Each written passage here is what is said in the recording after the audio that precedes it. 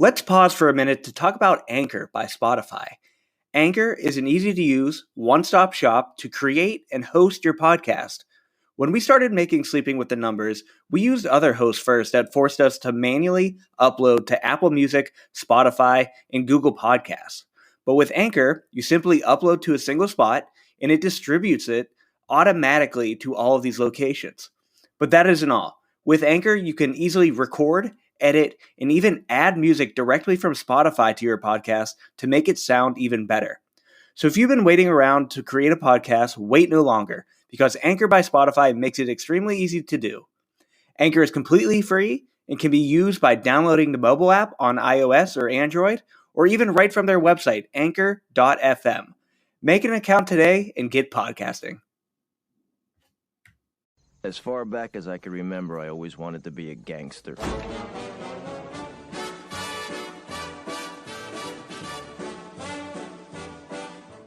All right, hey everyone, welcome to another episode of the Sleeping with the Numbers podcast. Dylan and Pat here, and really not a lot of sports to bet on today again, so we're going to wait till tomorrow, and the NBA is going to be coming back, so there's going to be more to bet on. Since then, I've kind of been twiddling my thumbs, not really sure what to do. I did a little bit of hockey prop betting, which I'm apparently not very good at, so I'm excited for basketball to get back here, and even more so for March Madness, because that's the only time I pay attention to basketball. So in related news, I guess, Pat, what is your other favorite sport to bet on when football is out of season?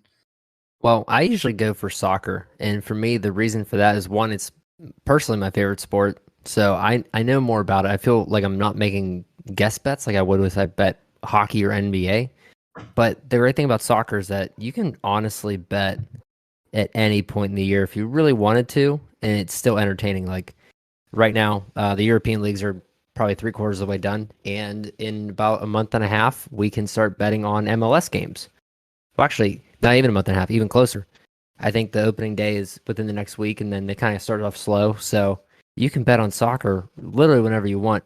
And I like the different props that they have. It's very similar to football, where you can take, for example, if you did the Super Bowl, Cooper Kupp to score a touchdown, Rams to win. You can do a lot of stuff like that with soccer, and it's a lot more in depth. You can bet how many corners are kicked in. You can bet how many people are kicked out of the game. I think soccer gives you a good opportunity to bet often, and for the most part, the spreads really aren't that ridiculous as it is compared to football or, say, college basketball. MLS soccer coming back makes a lot of sense because I'm seeing a ton of Austin FC banners and posters everywhere, so that explains that. For me, I like tailing you whenever you do soccer because, like you said, that sport. I don't at all. But I always enjoy kind of tailing you, and it gets me something to pay attention to, because if I'm not betting on this sport, I'm likely not paying attention to it at all. And that's what's kind of nice about sports betting, is it gets you more involved. It makes you care more, because otherwise, you're just watching a game, and if you don't really care about the sport, why are you doing it? So for me, I kind of got two here. So the one that I enjoy because I can make a decent amount of money from it is NBA. I think the statistics are actually much more meaningful in that sport, and it makes making models and kind of predicting stats a bit easier than football. Where football, there's so many other factors that make it very difficult to predict. But with basketball, it's a pretty straightforward game. Get the ball in the hoop. And because of that, I feel like I'm better at betting it. But in terms of like just what I enjoy betting on, it is like MMA and UFC. And I'll say this right now, I am not good at it. I lose way more than I win, but it's so enjoyable. I like MMA to begin with. I train myself in everything, and I enjoy watching it. It's really fun to watch. But just having a little bit of money on someone makes it all that more sweeter or sour in some of my cases. But I would go with those two. Both are enjoyable, but overall, when football's out of season, I just wait for it to come back. So Pat, this episode, it's gonna be for the casual bettor, the newcomer, the beginner. And what we want to do here is we want to explain some betting terminology that if you've never done any type of betting, you've probably never heard it before. So we're going to go through some terms that every bettor should know, what they mean, why they matter, and in what context they're used in. So Pat, how about you kick it off here with your first sports term? Yeah, sure. So I'll do the one that I literally just did as you were talking, and I apologize for not listening to anything that you were saying, but we'll go with in-game wagering. So I think that's a newer thing, and for us, at least in Texas, it's sort of questionable, obviously, because we can't really technically do mobile sports betting. But I think depending on what state you're in, the rules on it are different. But long story short, what that means is that when you're betting, the odds are updated throughout the course of the game. So, for example, I just put $1 for fun on Arkansas State to upset Coastal Carolina. They're right now at plus 320 because there's only 2 minutes left in the game. So I'm not sure what the bet was originally, but they've already closed out over-under. The spread's minus 4.5 because they're losing by 3. So I guarantee you at the end of this conversation, obviously the game will be over, but the odds will not be plus 320 anymore depending on what Arkansas State does. So in-game wagering is playing as you go. The odds are always updated. And I think it's kind of fun because you can kind of hope that a team that you were really hesitant to bet on, for example, if you're really hesitant to bet on an upset, maybe they get kind of closer and maybe now you can get into the game for less odds, but you still have the opportunity to make some money out of it. Yeah, I like that. And I've been reading this book recently called The Logic of Sports Betting, and they give a lot of really interesting insight. It doesn't exactly tell you, how to win and stuff like that, because as the author explained it, by the time he tells you this in the book, it'll be outdated. So sports betting is an always changing thing. And like you said, with the in-game betting, odds are always moving and you can keep betting as the game's going on. And so one of the things they say to do is a lot of the times these in-game odds, they're mispriced. And a lot of these sharps or professional bettors, they look for those misprices, and that's when they capitalize on it. So I just placed this bet, not to cut you off, but just to prove a point. Yeah. So I just took Arkansas State to win at plus 320. It just dropped. Well, actually, just closed. It went down to plus 170 in a matter of you giving your statement. Yeah, so exactly that. You can get some crazy odds just because it is in game and things are in motion. The other thing that this author explains to do is don't actually take or place a bet while the game is actually going on. Take it during a timeout, after a quarter ends, after the halftime. That way, you're not stuck, or the book doesn't get more information than you have. And a lot of the times, these live wager odds, they're a bit delayed with the game, and they do that on purpose. So that is just one thing to look out for. But Pat, it seems like you already got a deal on making that in-game wager. Well, I need Arkansas State to win, but yes, I agree. And I'll go with an easy one here. It's technically 2 terms, but they are very common terms you will hear, and that is the favorite, or sometimes referred to as the chalk. And what that means is who's predicted to kind of win the game, who's at minus odds. So, let's say for the Super Bowl, the Rams were at like minus 180 or something like that. That means they are the favorites, and that is indicated by the negative odds, at least in American odds.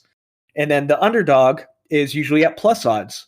Sometimes, if it's like a very close game, you might see them at both minus 110 or a pick 'em. But in general, the underdog is usually going to be at plus odds. Again, we're using American odds here because we're in America, and those are the odds we use because they're the most confusing of the odds. But that is what that means. So anytime you hear someone say like, "Oh no, I don't want to bet on this team; they're too chalky," usually what that means are the odds aren't that good. We say we don't really take bets that are minus 200 or under, just because you don't get enough in return.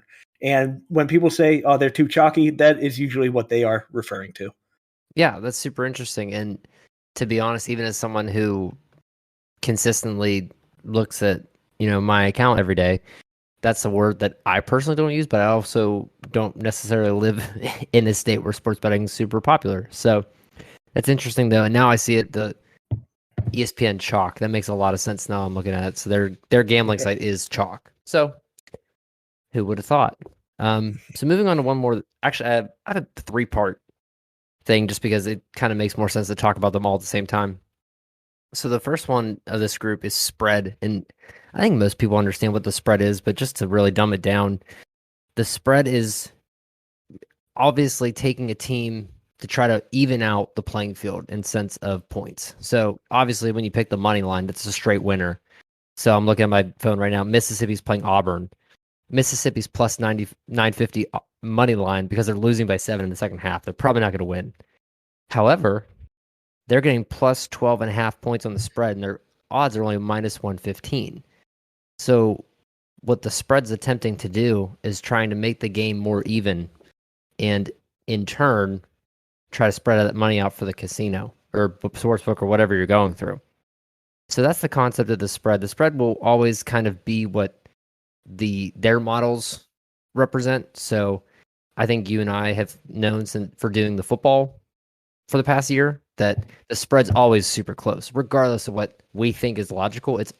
I don't know how they do it, but we know that the spread, long story short, is deadly. I usually don't do it. I don't trust it because I think it's always too close.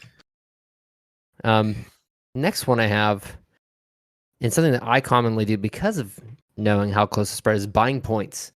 So basically what you do is you lower your odds, and in turn you update the spread. So for example, I was talking about Mississippi getting plus 12.5. I could buy a point and take it to plus 13.5, but my minus 115 odds might be minus 125. So you're making less of a return, but you're basically getting a higher chance of winning that bet. So I usually do that when I do the spread, if I do the spread at all, just because I usually don't trust it because it's so 50-50. And then the last thing for me is against the spread. So you might see that. I know ESPN likes to use that phrase a lot. Like I remember seeing an article about Tom Brady against the spread, Aaron Rodgers against the spread. Basically what that's saying is if, for example, Tom Brady, if the Buccaneers are minus 7, when Tom Brady plays against any team, he usually covers. That's what that's trying to say. So covering the spread is basically if I give you plus 7, then your team wins with you either lose by 6 or you win the game. Yeah, and something to kind of go with the point spread is with that and the total. And I guess I'll go into what a total is. So a total is the expected total points for both teams in a matchup. So again, we use football, so usually the total is somewhere between 40 and 55 points is kind of the range of that, unless you're getting some two very high powered offenses against each other or two very good defenses, then maybe it's on the lower end for a total. So total is just total points scored in a matchup, and it doesn't matter what sport. It can be the same for soccer, hockey, basketball. They almost all have a total. But something you can do with the spread and the total is you can calculate the expected points, and you'll hear that term thrown around a lot of times in fantasy football because you want to have players with high expected points. Why? Because they're going to score more. It's literally what that means. Or they're expected to score more, I should say. It's all a probability game. So I just want to run through a quick example of calculating the expected points. And I'm going to use the Super Bowl. So in the Super Bowl, the total line was set at 49 points. And the Rams were 4.5 point favorites. So what you do, you take the 49, subtract the spread 4.5. So you get 44.5. You then divide that by 2.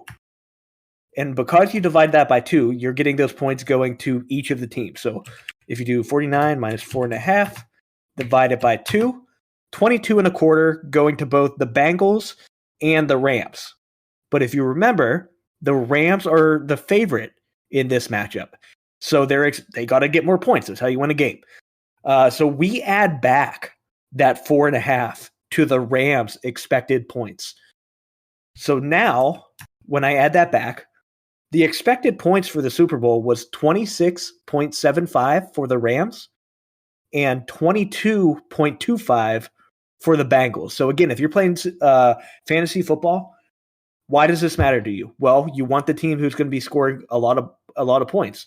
And by calculating the expected points, you can, maybe you're torn between player A and player B. You could use this as kind of that tiebreaker, because the player A's team is expected to score more opportunities for that player to get more points. Easy enough, throw them in. So just a little thing you can do there. Another sports term that we want to use here that, again, is related to the spread. So, Pat, you talk about buying points. And with a teaser, that's pretty much what you're doing. Just teasers are usually set at a static amount. Yes, some sports books allow you to customize that in return for lowering the odds. But in sports betting, the two common teasers are 6-point teasers and 10-point teasers. Sometimes you'll hear the 10-point teasers be called sweetheart teasers, and not every book offers them because a lot of the times they hit.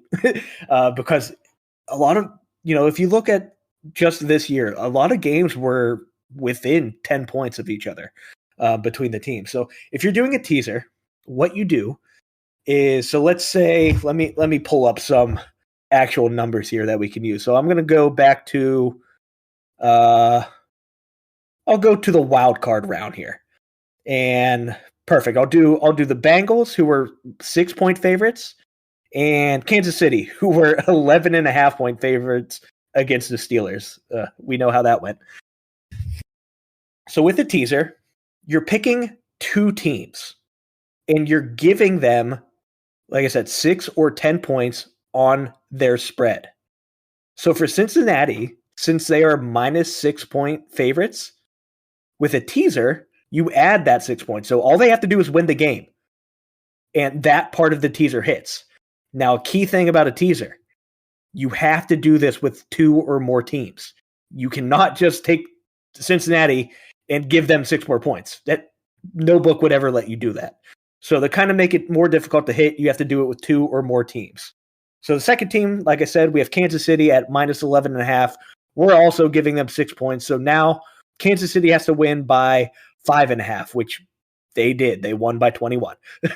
So let's say we did that teaser during the wild card. We needed Cincinnati to win. Obviously they did, because they made it to the Super Bowl. And then we needed Kansas City to win by 5.5. They also did that. So that teaser would have hit. Usually those lines are either minus 110 or minus 120. Sweetheart teasers require 3 or more teams for most books. Again, that can kind of change there. But that is what a teaser is. And if you followed along during the football season, I do Wong teasers, which are a slightly more customized teaser. But teasers are a fun way to get betting. And Pat, if like you said, you're someone who doesn't like doing the spread, a teaser is a great way to make the odds better for you in terms of probability. And honestly, it makes the game watching more fun, like most bets. Yeah, and thank you for that fantastic segue, because I was going to talk to you about a great way to fix yourself and make the game more enjoyable, because you're not losing all your money. So Arkansas State did not win. Live update. Damn it. So I could have hedged my bet in that situation. I probably should have. So what is hedging your bet? Betting the opposite side of your original bet. Long story short. So in that situation, had I taken the other team and just put enough money on it to cover the loss of my bet for Arkansas State, that would have been theoretically hedging my bet. Now, you don't have to do the full price, but something I'll do, for example, and soccer is a great example of this, is sometimes the games, you'll have 3+ odds options. So you'll have one team to win at plus odds, second team to win at plus odds, and then the draw is usually twice as high. So I'm pulling up one just to give an example of what could possibly happen. Okay. So in February 26th, Brentford plus 150, Newcastle's plus 195, the draw's plus 210. Theoretically, you could bet $1 on Brentford or Newcastle to win, and then if hopefully one hits and you make more money, if not, you don't lose as much money. That's sort of the logic. Sometimes I'll also do it where I'll bet on multiple people to score first if it's over plus 500 odds, because another great thing that soccer offers is ridiculous odds for to score first, when we kind of know theoretically that there's only 2 or 3 people who should score first. Usually they put the top striker as like a plus 100, but sometimes I'll give a guy who's theoretically known for scoring ridiculous odds over plus 1,000. So that's something that I do to try to hedge bets. I mean, obviously the real way to do it is to cover yourself. I know that people like to do it over halftime or in-game wagering. I usually try to do it up front, so that way I don't have to worry about it and try to watch the game live. But it's just another way to handle things and make sure that you don't lose all your money up front. Yeah, and again, thank you for this. This is also a good segue to something known as middling.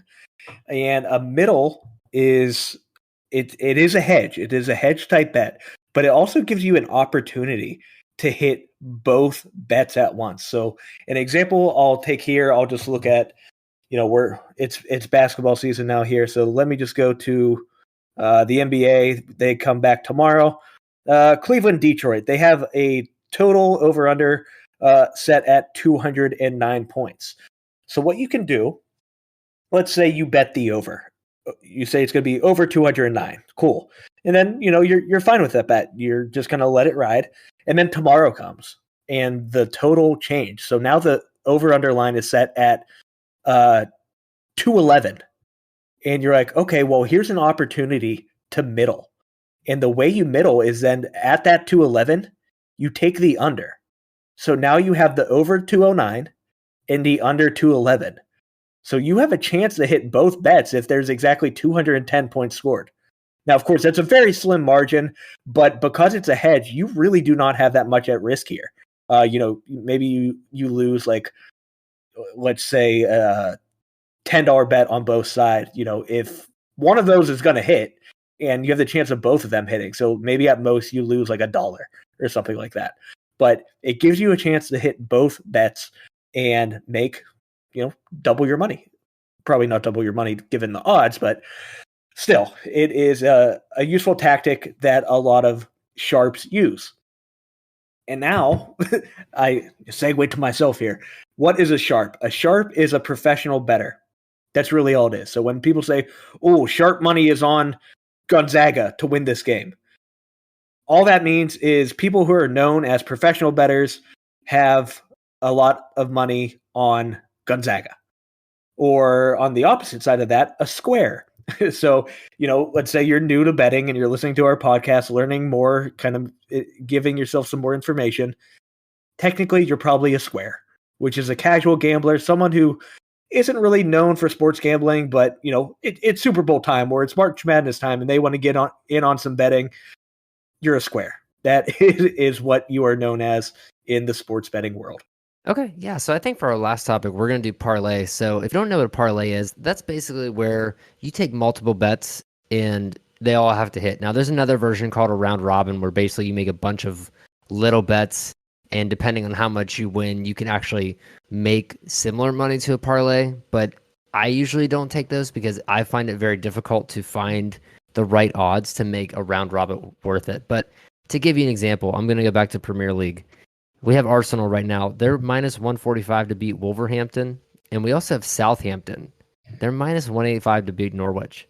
Now, if I were to bet on both of those together, those odds change to plus 160. So I just took two negative wins and turned it into positive odds. So that's the basic concept of a parlay. I like to do that, again, especially with soccer, because if you're the favorite to win and your odds are only minus 145, you can very easily find two teams that should definitely win and change it into plus odds and make very easy money very quickly. So I don't recommend doing this more than 3 or 4 teams. I've tried it before for fun where it's been 8 or 9 and I never hit. I always miss one. It's basically impossible. If you want to get crazy and you want to make a lot of money real quick, try to pick 2 upsets. We'll do a plus 750 and a plus 875. You just went up to plus 8,000. So the odds of that hitting are very low. But for me, if there's a situation where I'm looking to try to catch up and you want to put $1 on a plus 8,000, I think it's totally worth it just to see what happens. Yeah, screw it. And I mean, really, a lot of people, you'll hear like, oh, parlays are a sucker's bet. They're so fun, though. They're so fun to do because of that high win potential, like the plus 8,000 odds. You're never going to get that on like a single bet. You usually have to parlay in order to get even close to that. And I saw a guy on Action Network yesterday. He did a 19 leg parlay. So he picked 19 teams, and they were all favorites. And this was college basketball. All of them hit. He turned $100 into 20,000. So just insane things you can do with parlays. But again, like you said, Pat, do it at your own risk.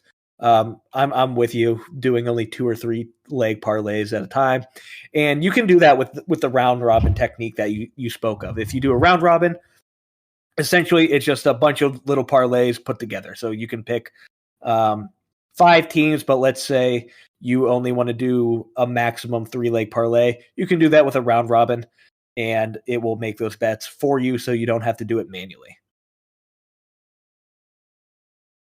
And then the last thing I'm going to talk about here, Pat, is something known as the VIG. You also hear it called the hold, or sometimes the juice. There's a lot of different terms for it, but the VIG and the hold are probably the most common terms you'll hear. And all it really is commission that the bookmaker takes. It's really that simple. So for certain markets, such as let's say the over-under or a spread, you'll almost always see those at minus 110 on both sides. When we speak about probability, it's one or the other, right? So it's 50% chance for each of those. That should be even money on each side. Nope. That's why they added the VIG, the hold, whatever you want to call it. The vigorish is the full name for it. And that's how the sportsbook is making some money off of your wagers. So if we, Action Network has a nice little calculator where you can calculate the hold for your sportsbook. If you go to the app, you go to My Action, go to Utilities, and then you'll see the margin calculator. And really all that is the VIG or hold calculator. So like I said, a lot of the times you'll see a spread or an over-under at minus 110 on both sides. That is a hold of 4.55%. So essentially, your book is charging you a 4.55% commission to make this bet. And that's really how they make their money. So I talked about that book I was reading, The Logic of Sports Betting, and they talk about getting the VIG down to 0%. Why do we care? Why do we want to do that? And really, it's in the long term. Short term, it really doesn't matter. But in the long term, you're essentially being charged less by your book. Now, how do you get it down to 0%? Well, if you're only using one book, it really isn't possible. So that's why if you're in a state other than Texas, if you're in a good state like Pennsylvania or New Jersey, you're able to sign up for multiple sports books. And then all of those sports books together, you can think of them as a single sports book. And that's how you can get your VIG down to 0%. Now, you're probably saying, Dylan, I don't have time to look through every single odds on every single sports book. That's just not possible, unless you're a programmer and you're going to write a script to do that all for you. Well, you don't need to. We partnered with the website oddsjam.com, and they do this for you. If you go to oddsjam.com and go to betting tools and low hold, they scan through a bunch of different sports books, probably not all of them, but most of the popular ones, and they will find the 0% hold or 0% VIG bets for you. And I'll tell you, I go through this almost every single day, and I just bet on not all of the 0 hold wagers, but a great deal of them, just because it is a good way to, like I said, in the long run, save yourself some money here. So check out OddsJam, and they have a lot of different tools. You can find a middle calculator, which I talked about before, where you can find some middling. Arbitrage calculator, which is when you're guaranteed to make money. There's a lot of different resources here at oddsjam.com. Check out our link at the bottom and get started using that. That'll do it for this episode, and we will see you next time.